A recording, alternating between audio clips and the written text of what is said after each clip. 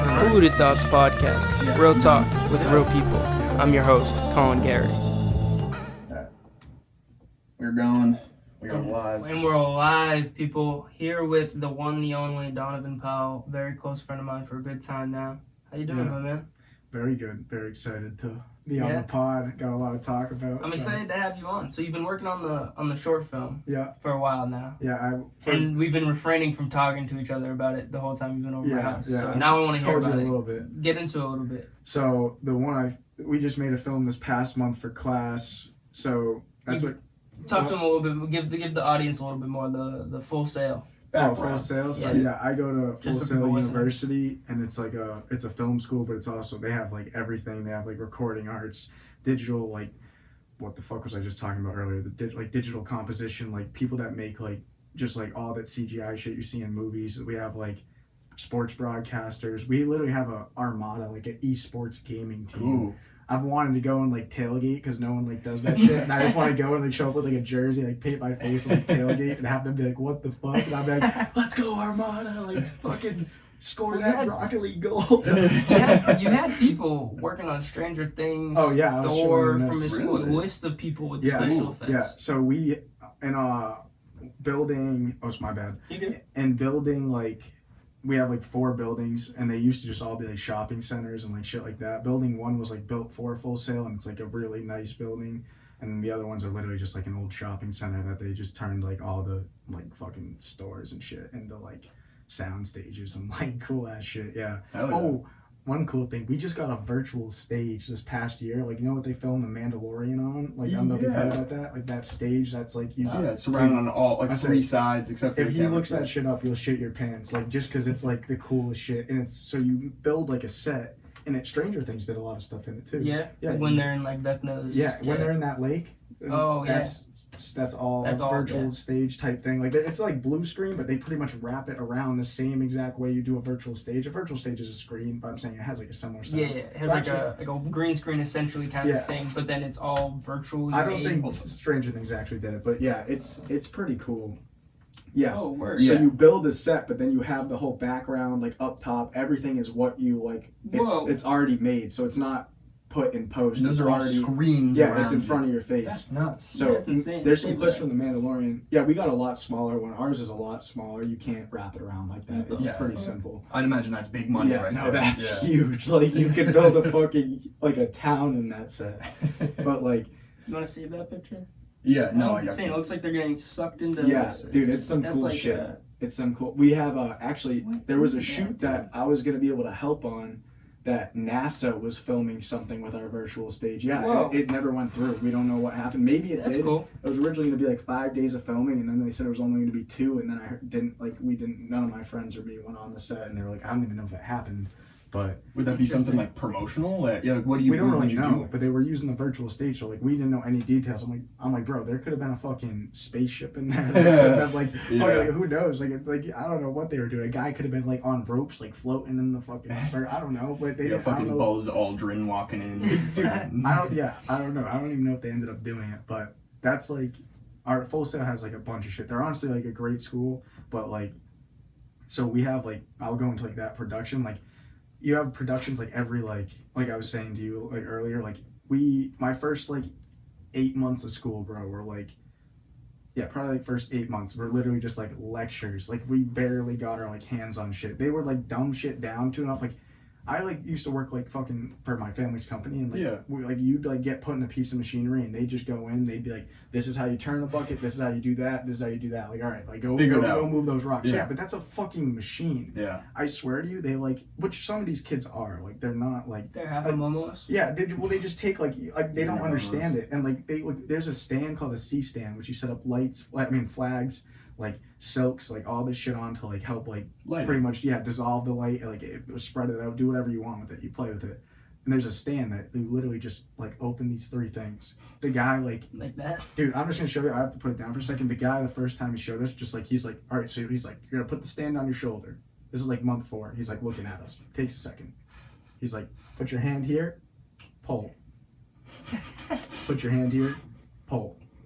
then puts it down on the ground, and he's like, and I was like, buddy, you could have handed me that thing, and I would have figured that out in fucking 30 seconds. Even if I didn't know what I was doing, I'm like, you can figure it out. But we didn't get to do anything It's like that, man. crazy. Yeah, Bro, I bet you the average film student doesn't have experience working at their dad's. No, exactly. Yeah. And but that's just like almost adds to it, just on being like put in situations where you have to pick up stuff quick. But I like didn't understand it either, so I do appreciate them like giving me like the fundamentals and like, being like.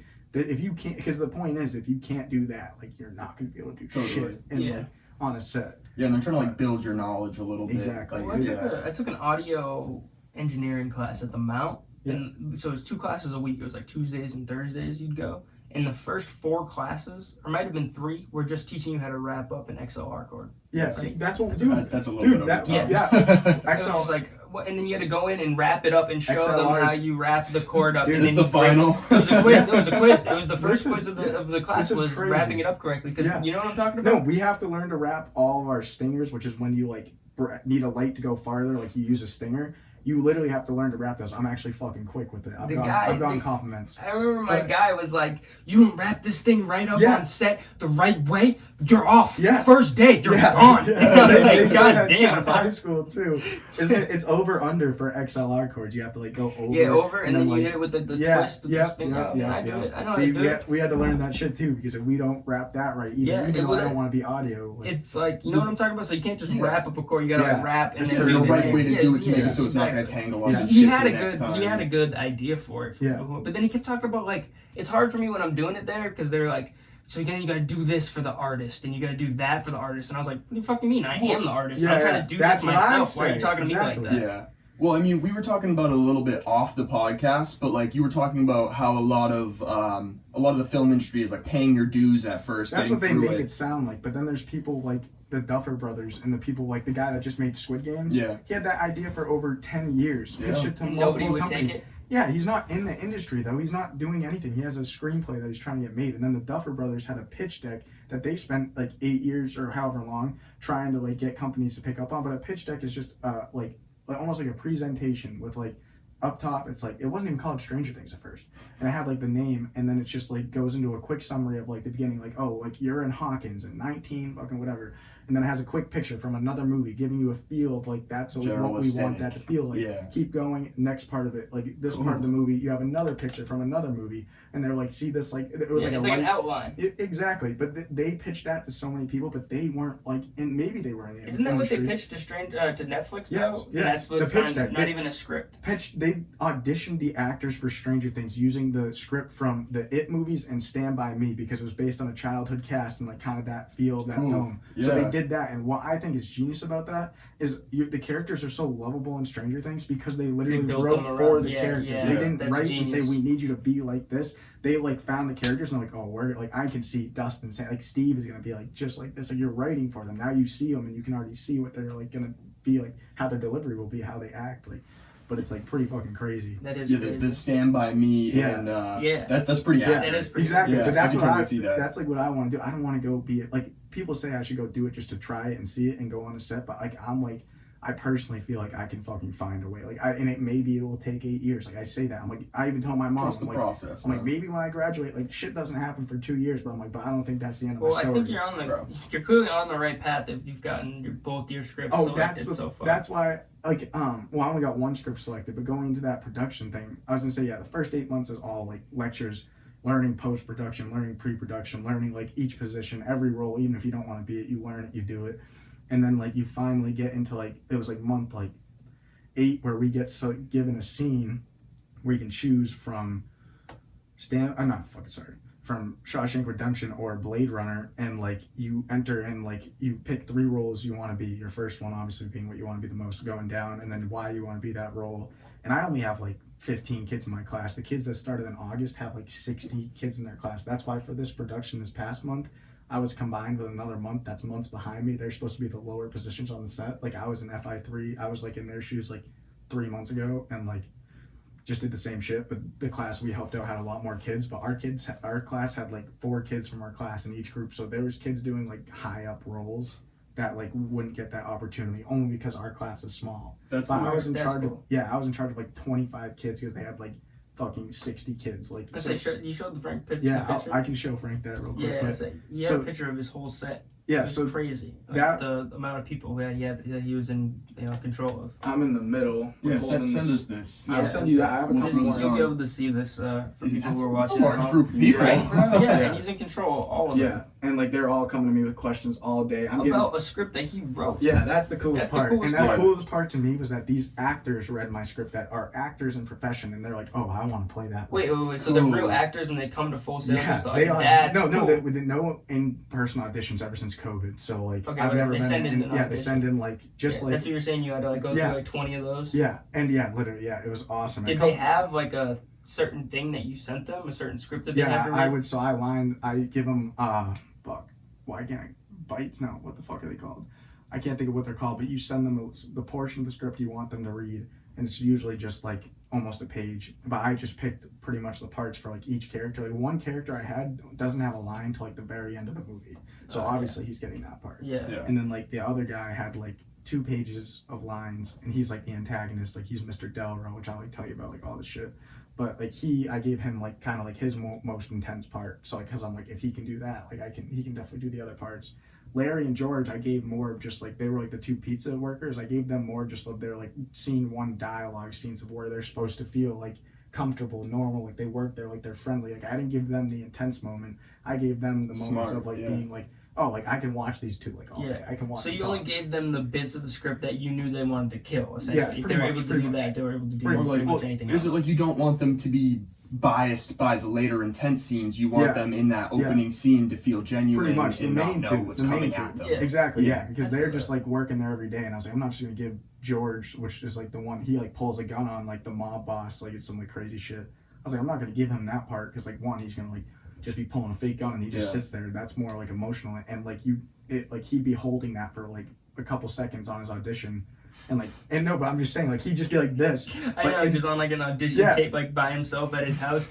Yeah, exactly. And that's what I'm saying. Like, I'm not gonna watch that. Like, that's the most intense part with him. But give like, me all the money. And we're like in that point, you like cut to like multiple things. So I'm like, I'm never gonna watch you like fucking like hold it there. Like, we're gonna go back to it. But like, I don't need to watch you sitting there for 15 seconds, like going through your emotions of like all that shit. I'm like, I only need like 5 seconds of that. So like, I just gave him like the dialogue. But I was gonna say for that, I just want to, because like my script got chosen this month, like that month 8 when we did that scene, like I sent in that I wanted to be the director, and my teacher was like, we have like 3 teachers a month. You have like a bunch of people that like kind of like do everything, but he was from Massachusetts, so he like fucked me already. He would give me shit and all this stuff, but I'm like kind of like how I was like in high school. Like I can like in like the humblest way, I'm like funny, but like, and I'm not as like distracting as I was in high school, but I make the right comments like at the right times, and I'm like, like most people like don't do that in class. Like a lot of people just sit there and stay silent. I'm like one that's like, I love to talk to people, so like I'll talk to anyone, and like but the guy chose me, and he's like, yeah, I picked you because your voice, and I was like, what the fuck? I'm like, that doesn't make any sense, but all right. Like I was like, okay. I don't know, man. I think it does make sense, because especially in like a creative setting like that, someone who's driven and outspoken and ambitious to learn more, I bet you that stands out pretty pretty. They definitely agree. I definitely agree with that, because there's like a lot of kids that aren't ambitious, and I've had that. I'm guilty of that at times, because like I worked for 2 straight years before like I came here, and I never got to sleep in. That's the one problem I've had at school, is like I've slept in like more than that ever happened. I've never got to do that, so I'm just like doing it. And like there's been times where I've been like, fuck, like I'm a college kid, I guess I'll be a little lazy for now. Like I'll play some Xbox, I don't give a fuck. But that's what kills me. But now I'm like growing out of that, because like now, like even after this month, bro, like so like like finishing up that month, I got picked to directed 2 scenes, and like those are actually those you didn't have a script yet though, right? Like what do you mean, any script? Like you didn't put in a script yet. No, you just put in the fact that you wanted to be the director for the script that would get chosen. Yeah, it's more of a smaller production. It's just 1 scene. But then like we had like multiple more months of fucking like labs and all this shit. But like also there's like, you can go to the kids that are in higher up months, like it's called like APN, and like in like the final film project, and you can go help out with their films, and people recommend to do that, because then you create relationships with the teachers before you even meet them. So I went hard on that, like the month before this past month. Like I was helping out in like every production. Like teachers were starting, like I got given like a fucking work study thing, and I'm not even like a work study. I get like this different colored lanyard, and I can like, people see it. Yeah, but like the guy just like gave it to me, and I was like, fuck yeah. And then like one of the teachers kept calling me over for everything, which I liked. Like he'd be like, where's Donovan? And it was like one of my first weeks on there, so I'm like, what the fuck? And he's like, come on. He's like, you're gonna come help me. But I'm like, this is kind of cool, the fact that this like there's like 30 people here, and for some reason he's calling me to be like, let's go over here and help. But it was just like to give me experience. But yeah, so I like help out on that. Like if you're just doing your classes and just doing your stuff, people say like you're not taking full advantage of Full Sail. Like go to these other things and be lower things like people on a set, but just to give you like the reps and like how you're more comfortable on set, you understand how it runs. It honestly transfers to like where we are too.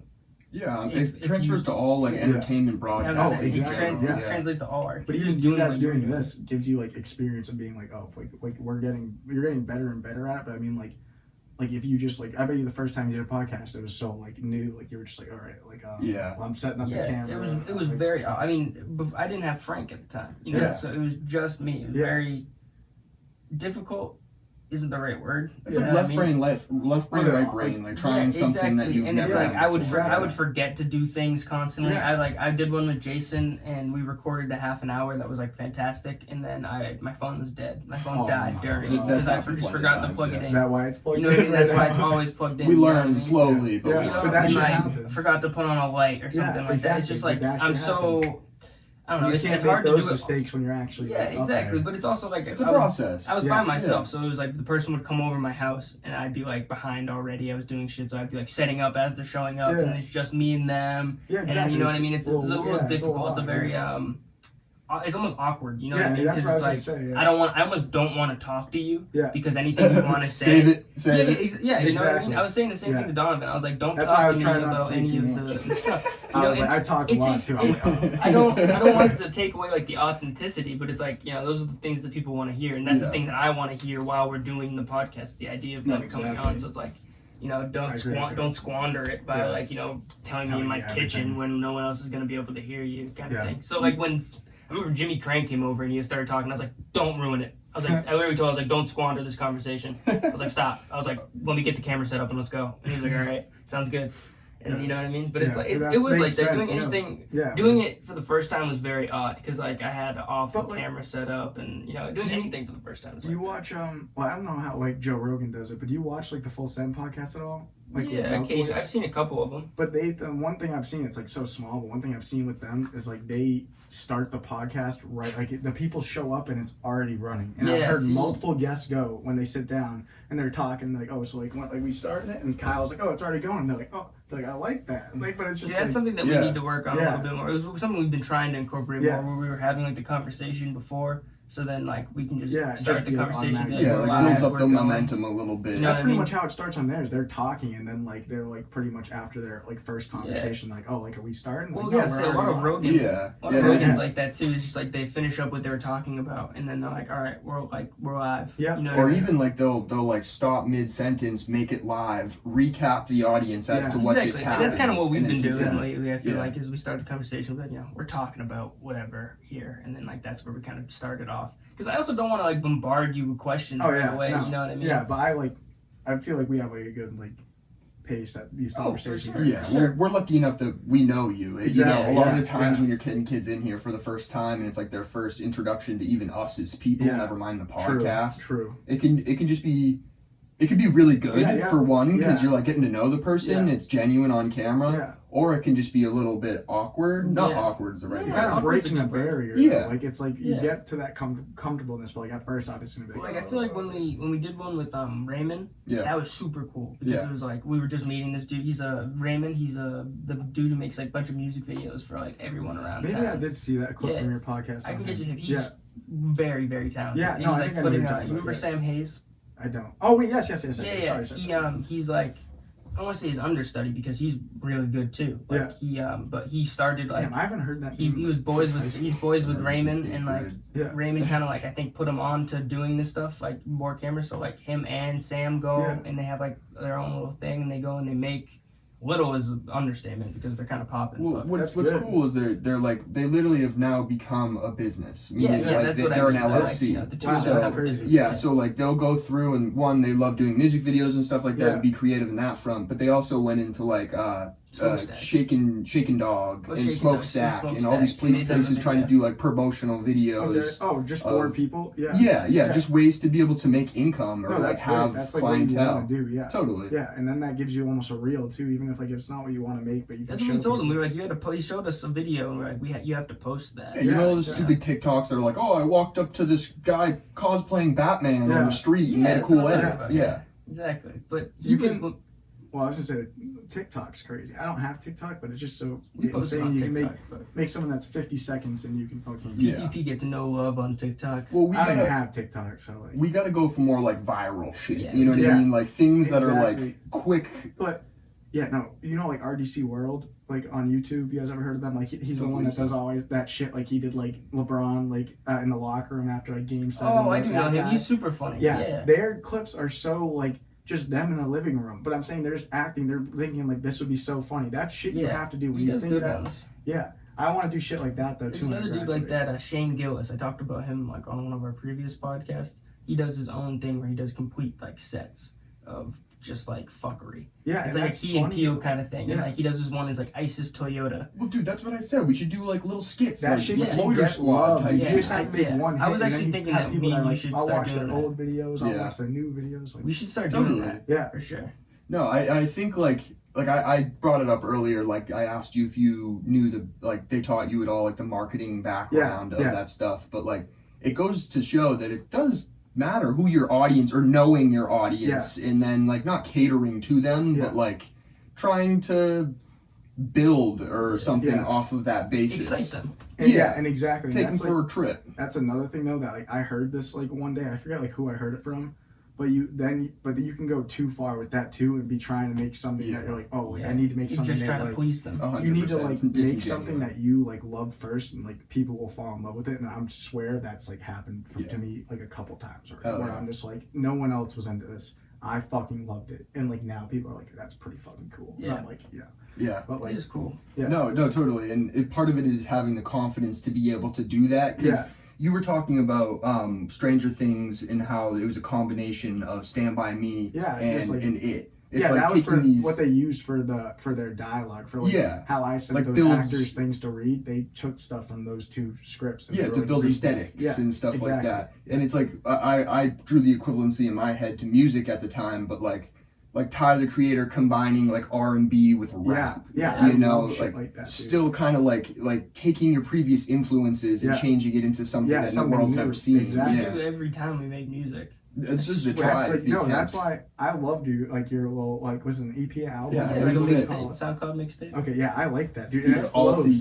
What was most surprising to me is like each song flows to the next song. Yeah, well, it was made by this dude named Homage on YouTube. It's like Homage's Hidden Gems.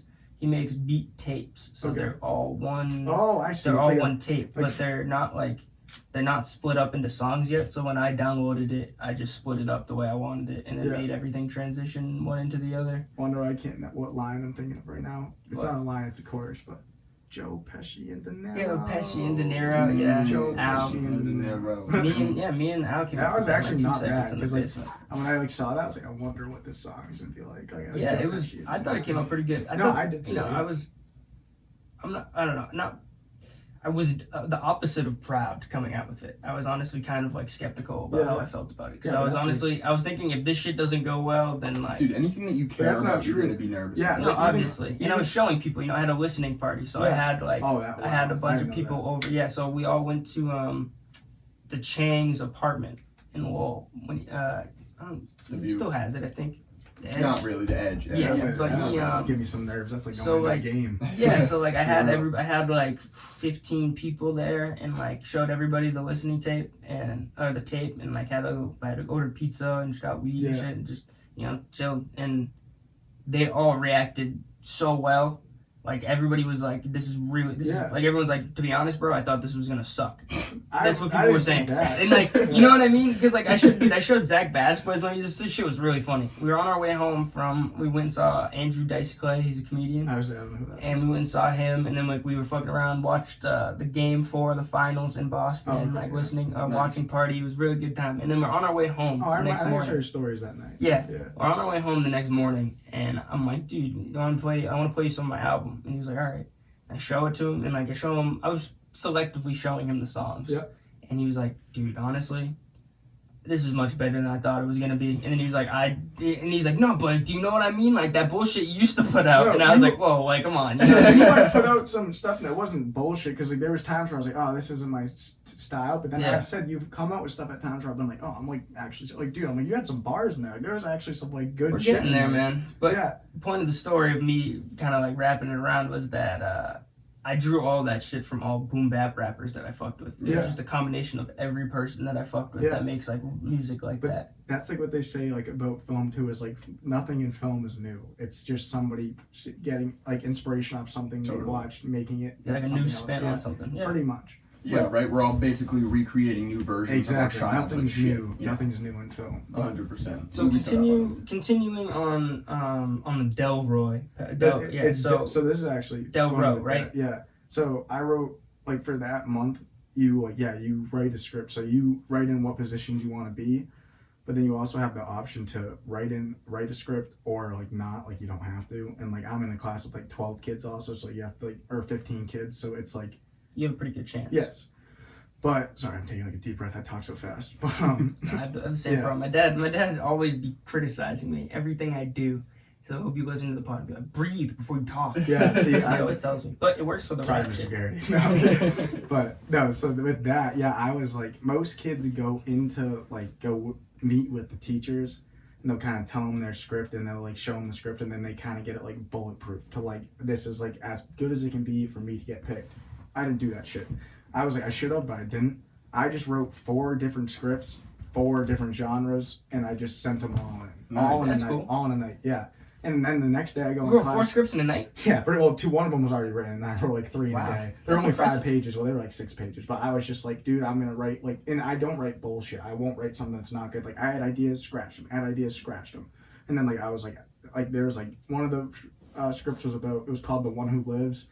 And it's just like, it's just crazy. It's just about this kid that killed his 2 best friends in a drunk driving accident. But I called it The One Who Lives because it's always the driver who lives. His name's Harry Potter. No. But right? That's like, hey, man, that's what I thought it would be like. I was like, it's pretty funny. But that one's like intense as fuck because he just like wakes up and you have like no clue what's going on. And you're fully in like his shoes and it's like crazy. And it's like, it's wild. But that was one. And then I had like, I'm not even gonna get into the others, but I had these 2 other ones. I had one other comedy, one that had like a really good twist. It was called Pair of Lives. But like, what does pair of lives sound like to you? To what word does it sound like? Marriage. Parasite? No, pair of lives. Parasite. Paralyzed. I think it sounds like paralyzed. Yeah, I can Pair hear of that. lives. I don't know, and then it kind of I makes said sense. marriage. No, yeah, what the fuck? Dude, I heard pair of lives. I was like, No, it's supposed to be, yeah, I'm supposed to say, what is it, rhyme almost? Paradise. It did make I knew that too. That's a good one. because that one was just like a dumb one, but it's like about this like mom that has to take care of her like paralyzed son that's like 30. But like it's just like you don't know that till Then the there's very also end. 2 lies in the movie. No, 2 lives. 2 lives. 2 is a pair of lies throughout the No, movies that you're it's- trying to decipher, and then there's a pair of It's not- lies it's throughout not as well. lies. Keep going. Pair Keep of going. lives. There it is. There's It the doesn't movie. matter though. But that was one of them. It doesn't matter. That one was like a cool idea though, just because I make you like hate this kid, and then like we were like, oh shit, he's paralyzed. And then you realize he's paralyzed? Yeah, and because then, like- he's been spitting these 2 pairs of lies. No! the whole Shut movie. up, bro. It's pair of lives. Lives, but it doesn't matter. But 2 lives, 2 lies, pair of lies. What inspires you when you're like before you even sit down and write the script? You know, like just, like how do you know it that this is depends. the idea that I want to Music pursue? inspires me, like just like daydreaming inspires me. Like I used to come up with all my ideas just like working, driving. Like I'd be alone all This day. kid would be staring into the windshield. Literally, come up and with then I something, would he'd just be stare like- at you and be like, I came up with something. I would just be like, oh my god. I'd be like, just Is it like a character will come to your no, mind? it's more of a Is it- scene. It's more like I see a scene and I see some crazy shit happen, and I'm like, oh my god, and I'm like, oh, And I you're could staring go. at the seagulls at the Whalum Lakefront. I probably thought of something then too. I don't know, but I'll finish the Delro thing. So it was originally. Before you finish it, let's just go into ad real quick so you can just tell it all in one story. Okay. You know, we're gonna go hit up Flippin' Ships. Yeah. Shout out Jay all day. Shout out Birdman. I love you, Bird. Bird's going on a motorcycle trip with his girlfriend this week. I'm pretty sure. Yeah, he is. We're gonna get him on after. Jason, drive safe. Fucking be safe. Our sponsor for PTP is Flippin' Ships. Flippin' Ships was founded by CEO Jason Reynolds during late quarantine, and Jason is in the business of providing you with entertainment. Whether you're looking for a restored boat in great condition you can take on the lakes, or if you're interested in watching the process go down, Jason's got it all. His TikToks show the process in an entertaining way for all ages, but check out his YouTube videos because they show every detail of the flip. Check him out on TikTok and YouTube for some at-home or on-the-go entertainment. His handle is Flippin' Ships. That's flipping without the G, ships. And be on the lookout for these flip ships soon on Facebook and Instagram. Picking back up with the Delro story. So continue. I'm gonna start up the halftime show. Let's go into the halftime show. In the meantime, tell the story. So originally it was called Dago's End, and like I just thought Dago sounded cool. So Dago's the last name of the mob boss, and it's just this short film about this guy that Delro Dago. Listen, you'll see. That's cool. That's a cool name. You'll see though, because I had to change it. So we're smoking on a wedding cake 4DD. Oh yeah. You know what DD stands for? You have a med card, right? Me neither. DD. No.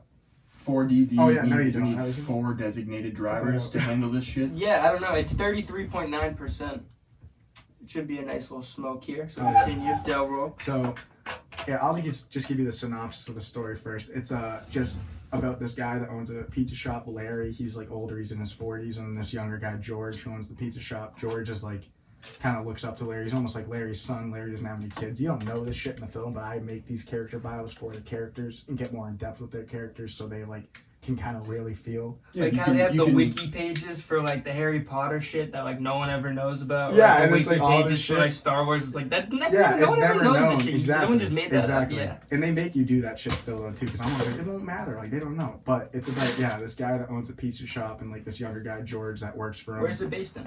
It was going to be Boston, but then we had all these like props and pictures of New York, so I just changed it to New York, but I just wanted to be more northern. But so they have to pay this mob boss off every month to keep their pizza shop open. Like he runs the streets and he just collects money every month from them.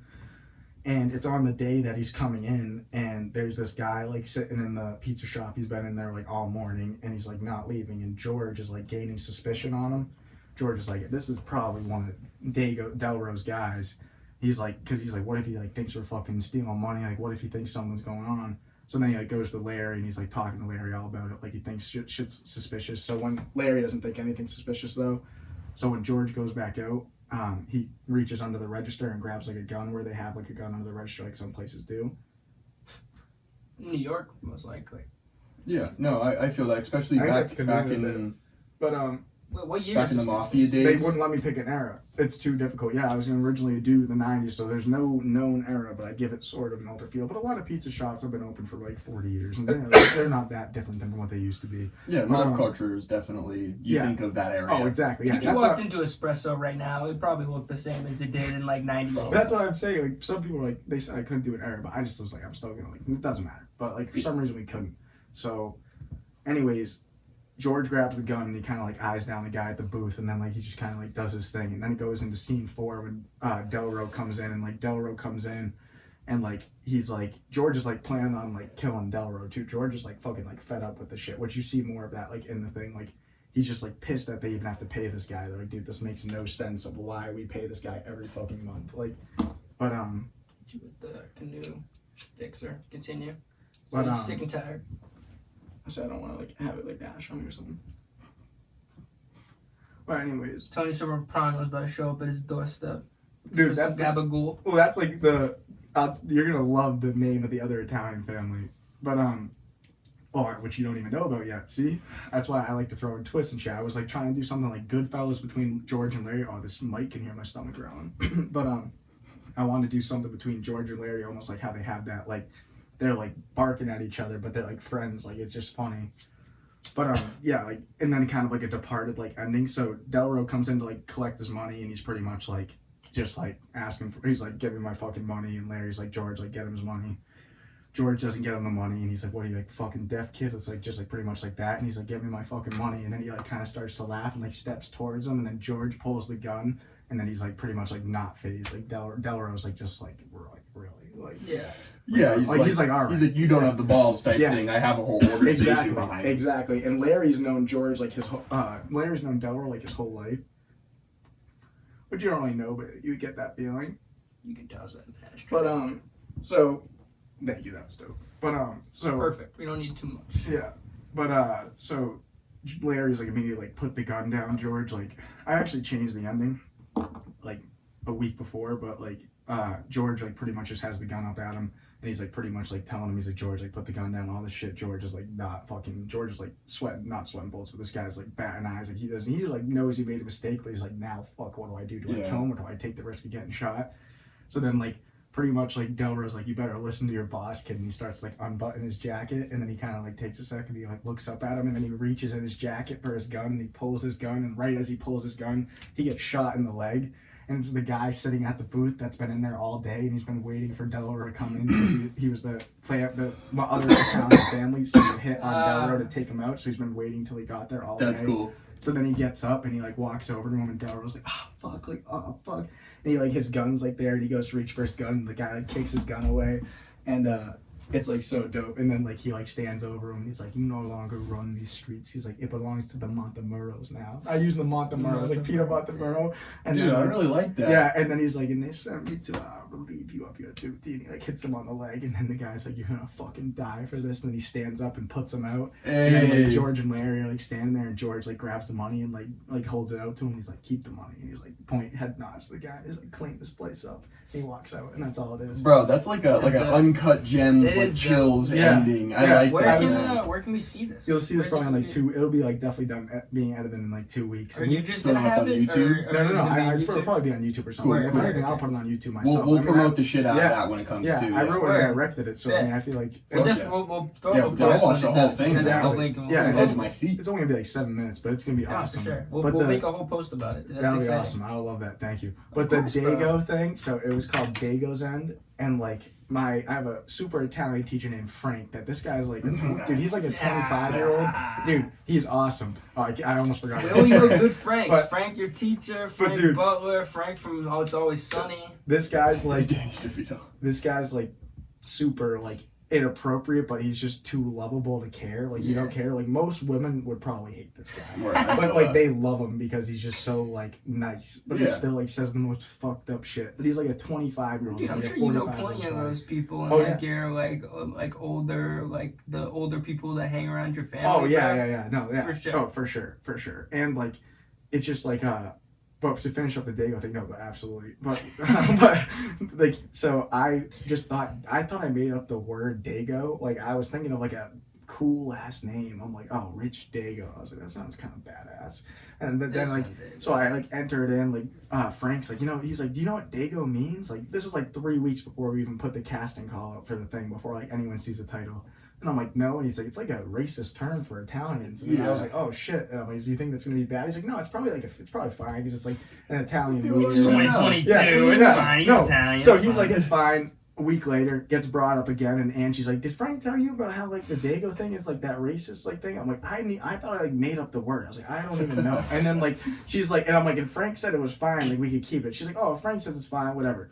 3 weeks later, we put the casting call out, and like multiple people are like wanting to audition for our thing. Like in the first night, we had like 11 people, which I mean, like they were like, this is just it's the first time I'm doing it, so I'm like, oh shit, I'm like, that's kind of cool. Yeah. And then the next day, it got taken off, and this is when I flew home for the 4th for like a couple days to spend with my family, and like, dude. I get like a call, like and I'm like drinking, and they're like, hey, they're like, so you gotta like change the title because it got taken down. Like I guess like people are complaining, saying it's like a racist thing to like Italians. And I was like, I could change this. I was like, they said it was fine. I'm like, oh my god. So I had to take all like the casting calls, like all the slides, everything was titled Dago's End. Damn. I had to take everything. It was like a small change, but still, it's so inconvenient. Yeah. And I'm like, now I have to go back through and resend all this shit out. So I go do that, change it, and they're like, what are you changing it to? I'm like, I'll fucking change it to Delro. I was like, I don't care. Like, I just Delro. I was like, I literally made the decision like 30 seconds, and I was just like, Delro. Like, good, that's it. Delro's End. It's fine. Like, damn. Dude, but no, that's funny. Yeah, it was funny. I was gonna say that'd be a fun story to tell on this. But that's why, like, dude, like, I'm telling you, like, I definitely haven't taken like full advantage to like my school. I am like now, and like the past couple months I've been, and there's been times where I have, but like I'm like learning and I'm gonna like get there. But like what the fuck was the point of that? Trying to think of what the hell I was gonna say. No, I don't know how I just lost that. But like I don't know, taking full advantage of it. Yeah, but I'm trying to You're think. just trying to get on more sets and do as much as you can. No, what the fuck was I gonna say? Don't know. Fuck.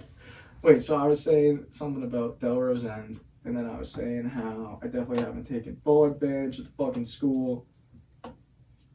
It's a good place to go. Oh, I got you. I know what I was saying. No, so this is like, just real quick, because this is like, I mean, it's not like too personal, but they're saying it's probably happening with you and rapping and you and anything you're passionate about. You obviously lose confidence sometimes, and you wonder, like, is this really what I'm meant to do? Like, you think this will work out? And there's been months there where I've, like, really been like, I don't fucking know if, like, I don't think I can, like, do this. Like, maybe I can't do this. Like, but just for some reason, but it's all in my head. Like, it's not me. And then shit where, like, happens where, like, my script gets picked. And, like, I get chosen to direct. The shoot goes better than it ever could have. Like, that's the other thing. Like, people, like, were posting, like my crew, like, had, like, a blast. Like, people were, like, talking about just, like, oh, it's going to what you were saying with the Harvey Weinstein stuff. How shit, sorry. But but you're saying if someone's almost, like, raised up that way, like, being, like, treated like a piece of shit, and then when they get there, they think they have to do that. Yeah. So, like, there's kids that get to FI4, like, which is the shooting month where you get to be, like, director and stuff, and they'll be director, and they'll be just, like, the biggest fucking cocksucker. Like, they'll be, like they'll just be, like, don't, like, talk to me, like this is my shoot. Like, I remember when I was, like they're above you type thing. When I was in the lower shoot, like, when I was in FI3, and I was one of the lower kids, one of the people that was, like, the key PAs, like, their main thing, like, you have to have a meeting and you have to, like, talk, and their main point was just, like, I want you guys to understand that, like, this is a hierarchy, like, this is a shoot month, so, like, you guys have to, like, and I was like, dude, what the fuck? I was like, all right, like, whatever. So when I got there, these are, like, people our age too. Yeah, that's why I'm like, we're all in school. I'm like, dude, none of us are fucking professionals. You came here 2 months before. Exactly. So that's why I'm like, I would never, like, treat anyone like that. And I was like, I love talking to people. I genuinely do. Like, I don't care who you are, and, like, I love all kinds of people. Like, I just fucking, like, talk to whoever. So, like, on my shoot, I'm just, like, the type of kid, whoever I see, I'll see you, never talk to you. Like, hey, what's up? What's your name? Like, oh, Jacob? Like, just whatever. Like, just talking like that. But I'm saying, I guess, like, kids really fucking appreciated that. And a lot of kids said, like, they said it, like, on our shoot days, kids were, like, hustling to do everything they wanted to do. Like, their heart's in it. Yeah, and then I was like... That's cool. They're doing it for you. You know what I mean? It's what it feels like, so you gotta kind of reciprocate the energy back. Dude, I said this at the end. I was like, I don't know, like, why you guys did it. I was like, I really appreciate, like, the effort you gave. I was like, it was, like, insane and all this stuff, and I was just, like, talking about stuff. And then when I went outside, one of the kids was like, you were, like, talking about, like, how, like, why we were, like, hustling so much. He's like, you just, like, treated everyone, like, very well. And he was like, so we were like, that's why we wanted to help. That's why we wanted to, like, it's cool. It's a reciprocation of, like, energy all the way around. But that's why I'm like, there's moments like that literally, I'm telling you, I couldn't sleep the night after, like, our shoot. I was like, damn, I'm like, maybe this is what I'm supposed to do. Yeah, I was like, maybe this will work out. That's cool. That's awesome, man. That's kind of like how I feel whenever I do anything, or like whenever we put out the podcast. I don't know if you feel about it. Like, even if it gets a small, good response, just like people, like, I don't know, like, out in public, people will be like, yo, like, you're that kid. Yeah. And I'll be like, yeah, that's cool. Yeah. Like, it's happened, like, a couple of times. Or, like, at work, there's one time this, like, Spanish dude came up to me who was, like, the manager of another department, and I came in from lunch break. And me and Al were, like, working at our summer internship last year. And he, like, came in. He's like, yo, you do a podcast? And I was like, what? And I was like, you talking to me? And he's like, yeah, you do a podcast. And I was like, yeah, I do. He's like, I just saw you on Facebook. What? And I was like, word. That's dope. Cool. Yeah. And he's like, word, you do that sneaker store? He's like, I brought my like, fours there or whatever. And I was like, word. Yeah. I was like, that was sick. Yeah, that is That sick. Was like, it was a while ago. It was like last year. But, like, still, you know what I mean? Just little stuff like that. Like, it's like what really gets me going at yeah, least. Same here. I don't know how and you like, guys feel about I was gonna say, with me, like, saying that too, and I know, like, with you saying, like, I don't ever want to, like, say it like, oh, like, I'm trying to be, like, humble when I say, because I feel like with those moments you should just take those personally. I also get annoyed at the people who are not. I think that you express nothing but appreciation. Oh yeah, but that's exactly what I'm talking about. But I was gonna say, like, I want to, like, say it, like, humbly, because, like, sometimes, like with shit like that, like, one of the actors, or, like, something, I watched one of those, like, table reads, maybe it was Robert De Niro, honestly, said, like, when you get a win, like, take it humbly. Like, don't think you're like anywhere close yet, because it can go away like that. And so that's why, like, with this, I'm not trying to be like, oh, like, shit's going great. Like, this will probably work out for me. It's like, no, like, I just got, I think just it might keep fuel. It throws a little bit of kindling on the fire. It's like, I don't want, now I'm like thinking when I watch me and Frank talking about a decent amount, because, like, a lot of the time I'll be like, I'm sorry, I didn't mean to sound like that. Yeah. It's because I'm not trying to be exactly, like, but that's why I'm making sure when I watch it back, like, oh shit, hopefully I don't sound selfish. like a cocky bastard. Like, exactly. Well, there's a difference between cockiness and then, like, confidence, or even like trying to manifest you do something. Want confidence, exactly. And it's like, that's like the thing, like, if you don't have confidence, you can't do anything. So that's like, there's moments where I'm like, don't want to act confident because I'm like, oh, I don't want to act like better than these people. But I'm like, bro, you need confidence to do it. Like, I think that there's a good balance. I read the Russ wrote a book. Russ the rapper. He wrote a book a little while ago, and it's about strategic delusion and how you tell yourself that you're the greatest.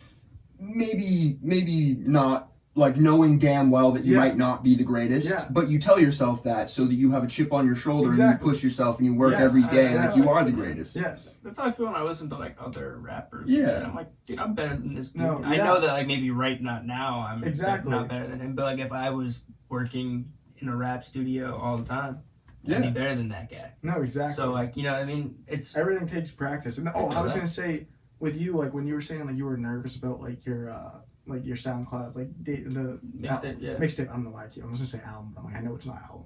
But, me and Frank are gonna put out something soon. That's gonna be an album. Good. No, because you're like working more at it, and I didn't think it was gonna suck. Like with like seeing how much I was like, dude, this kid's been spending some time on this. I was I think it's gonna be like not bad. But what I was gonna say is you also can't be afraid to fucking fail. Like I just like realized that because like I was like losing sleep like about this shoot, just being like, dude, what if it like goes like shit? I was literally like not sleeping, and like then it just went perfectly. But I'm like, bro, but even if it didn't, like I would have just been like, all right, now next time, like I know what the fuck to do. Yeah. Well, I think it's difficult with creative pursuits, especially you know, because like whether it's a movie you're making a film or whether it's like a mixtape or something. It's art, and in a weird way that art is a piece of you. So if someone doesn't like that, it sometimes can feel like they don't like you. Exactly. You know, but that's like when we were talking about too. I don't know why I just thought this, but when we were talking about like making content and making stuff that people will like, but I was like saying how you also want to make something like you love, because you want like your personality and like your art to be accepted. Exactly, but if you're making something that's not really you too, then like people like would never really like understand. Like if you're making something that's like, oh, like I know people like this, I like this, but it's like got like my style almost, like you know, like that's like what I'm saying. Like you definitely want to make shit that shows like, oh, this is like that kid's style. Yeah. Like he's like it's cool, yeah. I think that I've been watching this dude who like I kind of want to get more into it. He's this guy who's just like he's a barber and he'll just go around and give people free haircuts. What? Oh, actually, maybe I have. Dude, I should do that. Yeah. I don't know how to barber though. Yeah. No, but like I thought that was genius, and he'll just like ask them like, you know, like what's your best message for life, or what do you want to do? Yeah, like, no, you know that's what cool I mean. Shit. And like people like those videos too. You can get. So you can get a lot of like heartwarming, wholesome shit. Yeah. Well, you remember like the like say a secret, leave a secret type thing, where like they'd set up a stand at a college. You walk up, you'd write a secret down, put it in the hat, like so it's anonymous, and then you'd grab a secret out from someone else and you'd read it to the camera, and then you'd like it's like a genuine reaction video. Yeah. But it's like it's not necessarily like the type of content where it's like. I don't know. It's not like your typical form of content. It's like people watching. It's like but people reality people TV, watching. but genuine. I do too. I guess, but this one was more like almost like motivational. You know, those kind of things. Yeah. Right? It's just heartwarming. I've seen yeah, exactly. and like the one thing he always like I kept finding people saying was like, you're gonna fuck up, so just learn from the mistake, and then you'll be all right. Yeah. You know what I mean? Just find what you did wrong in every bad situation, and you'll be all right. Literally the best. And like.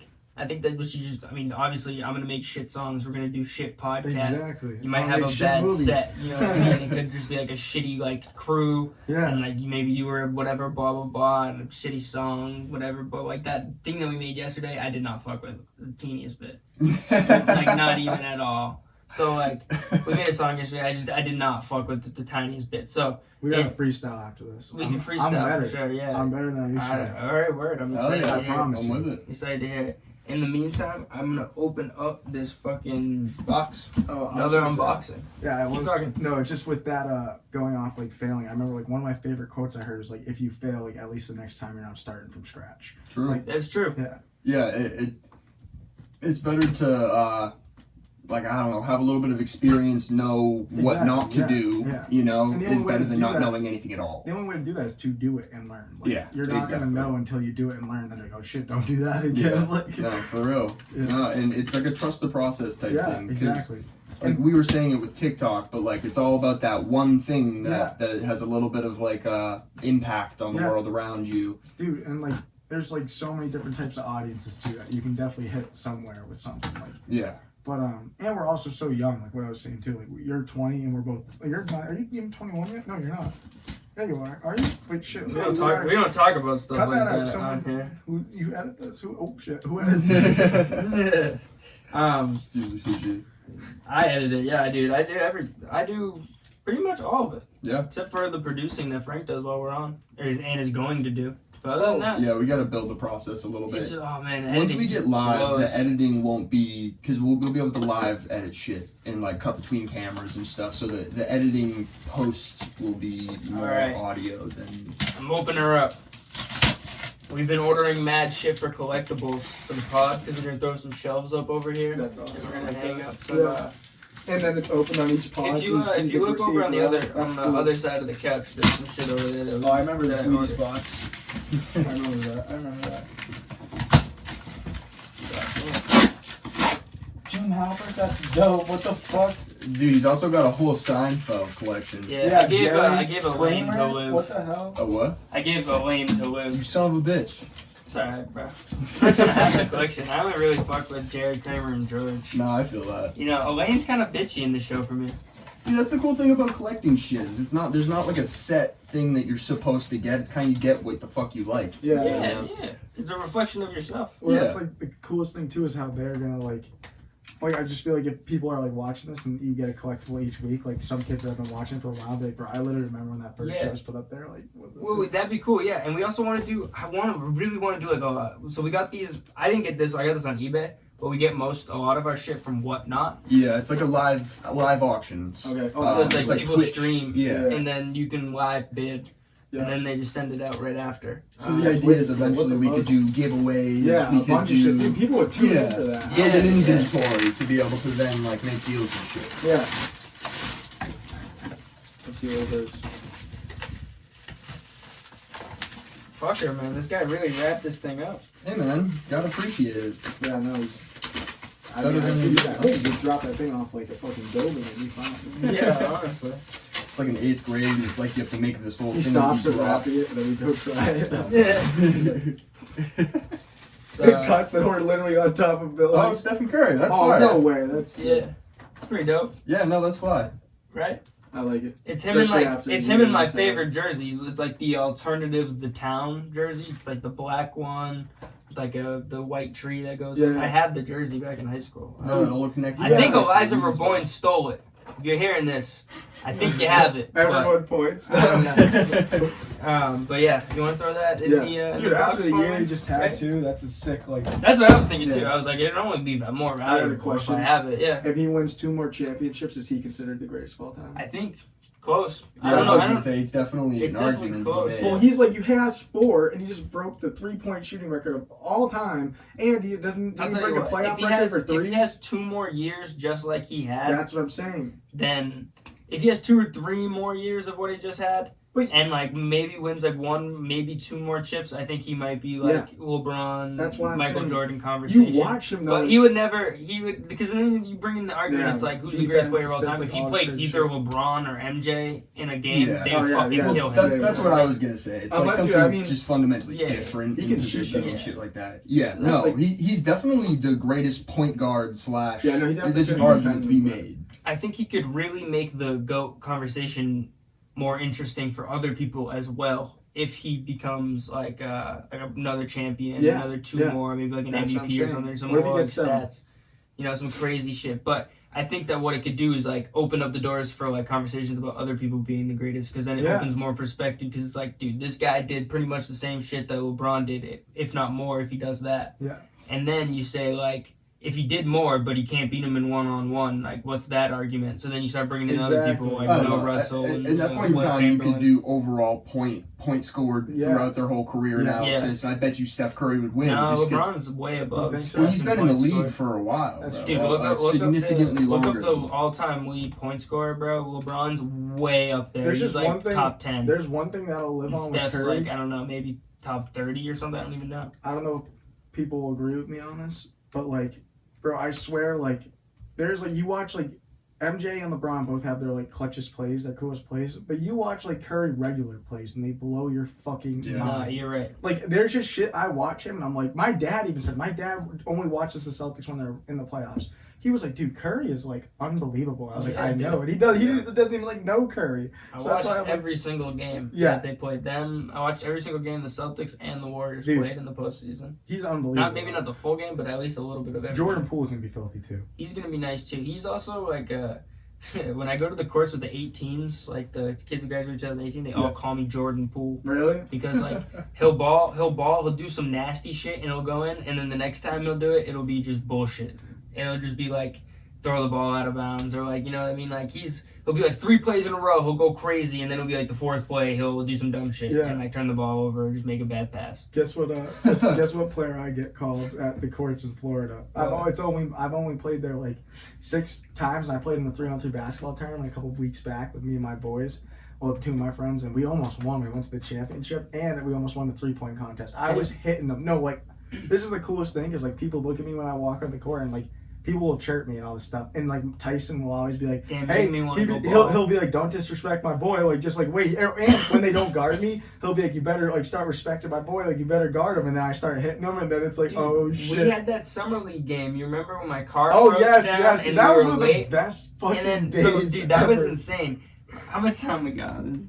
No, we got time. We got 5 minutes. Word, all right. But, we'll go into more. LeBron James, number 2 all-time leader in points.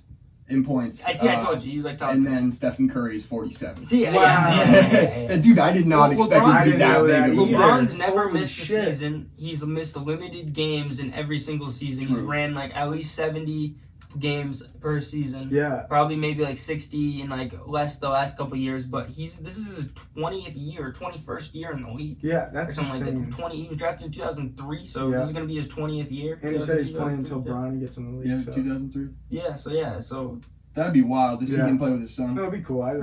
That's what he wants to do. Yeah. But anyways, no, the player quick like his Clay. When we went to, that's I've heard Clay. Multiple people be like, okay. Clay. And something to consider. Stephen Curry's first season in the 2009. League, 2009. That's a 6-year difference. That's a pretty fat. And Steph Curry had his first. If you go back 6 years, LeBron James, his record was completely different. I think he missed 2 out of his first 3, or like 1.5 out of his first 3 years with ankle problems too, if not more. He missed. The year after KD left, he missed that season with a hand injury. He's missed like 3 probably seasons worth of time, if not 4 seasons worth. And he still is the all-time leading 3-point shooter. Yeah, word. Crazy. But he just hasn't played 20 fucking years in the NBA. No doubt. I mean, so I guess it's all a matter of perspective. It's also counting all postseason points. LeBron's made it to the postseason, deep into the postseason, plenty of times. Steph Curry, his first couple years, he didn't make it until like 2012 was like the first time they made the postseason. I think that's when I first like started realizing like he was fucking sick. And that's when I got my jersey. 2012, they played Denver in the first round. They beat them, and I think they lost like the Grizzlies or something back in the day. Dude, you have the craziest sports memory. Yeah, I know. It's insane. Well, it's Steph. That's different. But anyways, back to the fucking summer league story. This story is insane. We drive to the car. We drive in my car. Get on the highway, which is something I rarely did with this car. Get off the highway. Car sounds like a chainsaw. And we get to the stop sign right before Monty Tech, like right before you take the right to go to Monty Tech where the liquor store is. And the car just stopped working. Like, it just didn't drive. So I got out. I dumped a bunch of motor oil in it. Got back in. Started working fine. Got to Monty Tech. Get in there. We're late for the game. Remember Rick Hastings goes, what are you doing? Yeah. His arms are out like this. What are you doing? And we're like, oh, fuck. I haven't played basketball in like 4 years. You know, like in the edit, like a real game like that. And so we run in. This is like before our senior year. We're baked, too. We're baked. Naturally. So we run in. I'm using Chad's like shoes. I put them on, and 2 Monty Tech kids are playing for us, I think, and DJ is on the court too.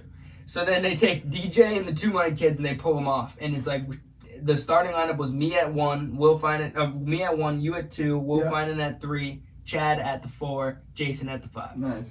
And we were running against Oakmont's full varsity squad. Yeah. And with that 5. And we were running, we were like going like back and forth. No, it was a close game. And I put up like almost 30 points that game. I went absolutely insane. Yeah. Donovan was strapping on defense. Yeah, I had a bunch Jason of was Couldn't eating make a layup, though. Chad was getting mad rebounds. Chad had rebounds. Chad had a play where he jumped out of bounds grabbed it, threw it behind his back, and got it. I think I remember that. Yeah, remember it was going out to the corner. He grabs it, tosses it behind his back right to me, and I caught it at the 3-point line. And he took a 3, and somebody fouled me and went like in and out almost a 3-point play. But that game was crazy, bro. When remember I hit the floater right before the buzzer. That's what I'm saying. It got close at the end. It got close at the end. Like, it was just him shooting threes. I was fried as fuck, bro. I was so high. And I was just chucking. I remember there was like, I heard the thing going down. I just chucked the ball up like this. And it went up, and I was like, fuck, that's an air ball. It went straight in, like no net, no nothing. Wasn't there a dude hyping you up in the crowd, too? Yeah, so there was this dude with a do-rag in the crowd who was like, yeah, young blood, yeah, young blood. And then, like, I hit, like, 2 threes in overtime, and he's like, yeah! He's like, white boy! He's like, I'm pretty sure you were, like, chirping the other kids, too. Yeah, because some kids try to hit a game-winning 3 from, like, the logo. Our sponsor for PTP is Flippin' Ships. Flippin' Ships was founded by CEO Jason Reynolds during late quarantine, and Jason is in the business of providing you with entertainment. Whether you're looking for a restored boat in great condition you can take on the lakes, or if you're interested in watching the process go down, Jason's got it all. His TikToks show the process in an entertaining way for all ages, but check out his YouTube videos because they show every detail of the flip. Check him out on TikTok and YouTube for some at-home or on-the-go entertainment. His handle is Flippin' Ships. That's flipping without the G, ships. And be on the lookout for these flip ships soon on Facebook and Instagram. Fucking one of their point guard tried to hit a 3-pointer from the logo. I hit the floater with like 3 or 4 seconds left or whatever, so they call a timeout and they get the ball and the kid tried to hit a 3-point fadeaway from the buzzer in my face. And he had to go back the other way, like afterward, like he went into the backcourt and my thing was back there. I was like, no fucking way. No fucking way. I remember I was this close to my house. No, you were I was like, no fucking way. You ain't never hitting that shot. And I was like, I was staring at his ear and like screaming at him. And then we came out. I hit 2 threes in a row. They came down, scored a couple of times. And then it was like the last possession of the game. I remember Rick Hastings drew something up. And then I was supposed to get the ball. And then Will just took it. And Will took the shot, and then the dude with the do-rag, after Will missed the shot, they got the ball, and like that was like they were already leading, so they kind of were just like gonna kill out the time they had a foul. So then like remember the dude in the do-rag was like, "What you doing, dog? Why didn't you take that shot? Why didn't you let him?" I was like, dude, he was supposed to pass me the ball. I was like, he was supposed to pass it, and then he was like. Because Will was supposed to drive. You're talking back to the guy. Yeah. I was like, I don't know. No, I was like, I don't know, bro. You're supposed to pass it, you know. And the dude was like, nah, you yell for that ball. You get that ball and you take that last shot. And he's like yelling at me, and I was like, all right, bro, my bad. My fault. That was honestly my favorite part about youth basketball was like the parents who were overly enthralled by their children. Yeah. No, this dude, I don't even think this dude was a parent. He had like little children. I think he was just like there. He was from Leominster. He was from Leominster because the kid who was standing next to him was a kid I grew up with. So I knew him. And like I dabbed him up during the game and shit, and he was with him, and they were both like hyping me up, but then the dude was just going like way too hard. You remember that guy who was always at the Lunenburg hockey games? Yes. No. What's his name? Cal. Yeah. Crazy Cal. Yeah, he'd always say that. I remember my brother was on the hockey team way back when now, but he was saying he'd walk in and he'd call everyone. He'd call them Cal's calzones. Yeah. He'd be like, "Yo, my calzones. All right, go out there." Didn't he have like a saying? Like I don't even know, but I never get him hyped up like during intermissions. Yeah. No, but that's good shit. Like that, there's just people who love the sport and just don't want to leave. I remember like your brother and like Little League baseball was like one of the kids that could hit home runs. Like I just remember that because I used to always play with the older kids because like Dustin, my dad was like the coach with Coach Bigelow. But I just remember there was like select few that like Zach was a home run hitter, Zach Merchant, like automatic home run. Like there was kids like that. I just remember like your brother being like an automatic home run. I'd be like, all right. I feel like he was on our team, but I don't remember. Yeah, no, I mean, shit. Benny was pretty good. Benny was nasty at all the sports, is what I've been told. Yeah. Everybody but you. Everybody else that I talked to about Benny was like, that kid was nasty at football. Right? I didn't say you weren't good. No. Everyone's told me Benny is really good at sports, except for different perspective on Benny, because he was really good at basketball, but then like he would get a little angry. I remember there was one game I was like 7 years old, Benny gets in a jump ball situation, rips it away, drops the ball, and just punches the kid across the face. What the fuck? Bro, that was just, what the fuck is happening? Like, it doesn't matter if you're okay at the sport if you're fucking getting thrown out every game. It's not hockey. Dude, but that's why he thrived in football and hockey. That's why I like that shit. That's crazy. That's cool. Yeah. I just don't see Benny. I don't see Benny as like the, you know what I mean? What I know of Benny. Since then, he's not done the hippie. athlete type. Yeah. Well, he's been very anti-organization for quite some time. So yeah, I don't know. That's Frank. Frank. Send me that picture too. I will. We'll add that in. I just saw that. Yeah, dude. I don't know. I heard Benny was filthy as fuck. You were good at ball though. Me and you got into it one time. I know you said you don't remember it, but we did get into it. Was that when my school played? Yeah, you remember you guys came to Lunenburg? Were you at that game? Assabet Valley? Remember it got like insane? People were like fighting each other and like... I don't know if there was like a matter of 9 seconds, there was 3 techs given. What? Yeah. And it was because like Jerry, this kid, this little scrappy kid, he was the point guard. He was pretty nasty, honestly. He was filthy. But he just had an attitude, and he was like pushing some kid around. And then one of the seniors come over because he was a underclassman, came over trying to protect him. And then the coach got involved. So that's 3 techs right there. And then like Tristan Deschaines got elbowed in the face at one point. And then they ran up on Cooper. They ran up on Cooper in like the fountain during like halftime. Yeah. Cooper was like, That was like after the game. There was like this was because Cooper was a swing player. So when we swing, we played JV. He played JV with us for 2 quarters, and it would be like those 2 quarters when we had Cooper, we would be filth because it would just be like me, Cooper, Will, Kostic, Jay was our starting lineup, or JR. It'd be like JR and Kostic. So this would be JV. JV, our sophomore year of high school. I remember hearing about it would be like... Well, the crazy game was varsity. Yeah, that was during varsity. All that shit that happened was during varsity. So we weren't even playing, but Cooper did swing. Yeah. So he played for both. And like we didn't have Jason. So it was JR, Kostic, me, Cooper, Will, when Cooper would play. Yeah. And so he played the second and the fourth. And it happened during like... Or maybe he just played the second half, I don't remember. But it happened at one point. He was at the free throw line.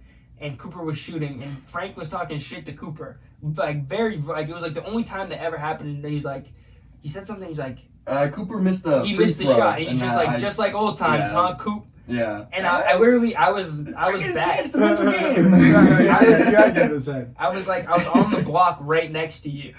Like, you were in the middle. There's somebody, like the power forward was in front of you, and I was next to you. I remember I was like, shut the fuck up. Don't listen to this kid right now. And then the rebound comes up, and it goes right to me and Frank. And me and Frank go up for it, and we both grab the ball, and then we both are on the ground, literally yanking each other back and forth on the ground. And then the ref gets up. And he gets up and punches you? No. I learned. Yeah. And like, this is before I knew Frank. This is before we worked at Conrad's, I think, and like all that. So was it? It was. No, it had to have been. Well, that was my freshman year. I'm pretty sure we worked at Conrad's in like 7th grade. That summer. No, that summer. Cool. So it was like I didn't know you yet. So and we got into it. We were on the ground like really wrestling for it. I remember, and like I remember you were on the bottom because like the way you came down, I was like this way. And you came down, you were like holding on to super hard. I was trying to like pull it from you, and I was yanking you, and the ref had to come up and break it up. I remember getting super fucking respect. I was mad tight. Hindsight, I like that tenacity.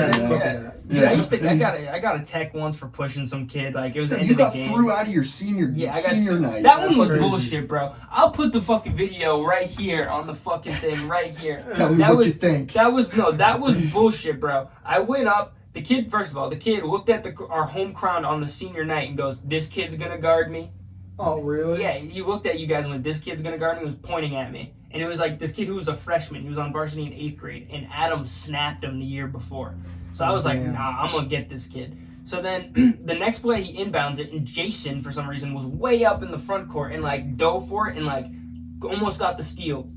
Ends up on the ground. Kid spins around him off of him. Goes straight at me. Comes at me. Does some shit and like kind of goes like a little bit by me and gets like a step on me and goes up. And by the time he goes up, I'm way above him. Like I jumped a little bit early, but sometimes I like to do that because then you get pushed up by them, so you're above them. You can kind of like smack it down. No, I'm with you. Yeah. So I was timing it perfectly, and he goes up like this, and I go to block it, and I have like the perfect view, and I go like that, and right when I go to do it, he spun his arm around me like that and tried to do like a spin layup off the backboard, and he just like chucked it off. But like by me coming down, I just smacked his arm, and I landed on top of him, and I just got up off of him. That's all that happened. Word. I got up, and the guy was like, I got up and like my shirt was all fucked up, so I started going like this, and then he was like, "You're out of here." Was it just too much body contact or something? I guess like, I fell on top of him, and in order to get up off of him, I literally had to like walk over him. You know what I mean? I'm literally like on his back, like nuts on his forehead when I landed. The guy was probably like, you didn't help him up or something. So I just got up. I just got up. I didn't help him up. Yeah. No, I just got up, and then he was like, "You're out of here," and I was like, "What?" And then he was like, "You heard me," and I was like, "What did I do?" And in the video, you can see I'm like bickering with the referee. I'm like, at that point in time, we're gonna lose. I have the shirt tucked in. I have the shirt tucked in, and I'm untucking my shirt, going. I'm literally both arms like this, going like this, talking to the ref. And then once he's like, after the fourth time of him saying, "You're out of here," I was like, "All right, fuck it." And I just like untucked the shirt, walk over. The shirt off. Economo, who like I didn't think liked me, started like screaming, like, "Are you fucking kidding me?" He's like yelling. I walk by, he high fives me. I walk by, I high five Art. I high five the entire bench, and then I go woo to the crowd, and then the whole place went up. And the place went crazy. But you can hear when I hack the kid, you can hear the other like Bromfield like families going boom, like all booing me and shit. And then when I put my arms up, the whole Lunenburg place went crazy. And then at the very end of the video, you see the AD walk by, arms crossed like this, and he just walks right past the camera, mean mugging. And then when I got out of the locker room, that was Bono at the time, right? Yeah. Art tried to get me back into the game. He was like, he came back into the locker room. He's like, come on. And he's like, I'm gonna get you back in. And before we could get in, the AD like addressed me and Art and was like, "You're a disgrace to Lunenburg." What? He was literally calling me a disgrace, and I was like, "Are you?" I was getting tight, and I started like talking back to him. I was like, "Are you kidding me, dude?" I was like, "What are you saying right now?" I was like, "I just got thrown out on a BS call." And then my dad, because it was in the doors, so my dad could see from the stands. And my dad, I just saw my dad stand up with like this face, and he walked all the way around. He walked like out the doors, around to the other side of the doors where the fountains were, and he came over and he just like put his arm around me and like put me closer. And then he said, we said, "What's going on?" And then the guy was like the AD was like yelling at him and telling him like everything he just told me, that I'm a disgrace and I just made our school look bad. And all this shit. And like maybe the way I left probably made our school look a little disgraceful, but I just got thrown out of a game. You know what I mean? The ref said, "Get out." Like he was like, I would have sat on the bench, you know? I was like, "What are you talking about?" And he's like, "You're out of here." And he said it like 3 times, and I was like, "Dude, what?" And then he was like, "Get out," is what he said. He's like, "Get out." And I was like, "All right." So I left. So that might have been like maybe like not a great image of the school. But at the same time, you know, I'm gonna leave with like a bang. I just got thrown in my last game. Honestly, what do you have to lose at that point? Yeah, exactly. So then whatever. He's saying all that stuff, and then my dad's like defending me, obviously, and Art's defending me, and then the dude says says exactly, "Do you know who I am?" to my dad. And then my dad like put his arm off me and took 1 step like closer, and like he didn't even take a step. He just like kind of like puffed up a little bit. He's like, a big guy. Yeah, and my dad's a big dude. And he was like, "Do you know who I am?" He's like, "What are we doing here, dude?" He's like, "This is last." He's like, "This is last game." High school game. He's like, "What's going on?" He's trying to fight me while he's at his job. Exactly. He's like, and then he's like, "Do you know who I am? I don't care, dude." He's like, "Fucking talk." He's like, "It's the last game," and then Art was like, "Come on," and Art just like Art started laughing when my dad did that. He was like, Art's a good guy. Art started laughing. This is where it got crazy. Art grabs me, walks me in with his arm around his shoulder, goes, "Go check in." No way. And Art literally walked me down to the park and put me in it. And I'm kneeling down, getting ready to check in. Everyone's laughing on the bench.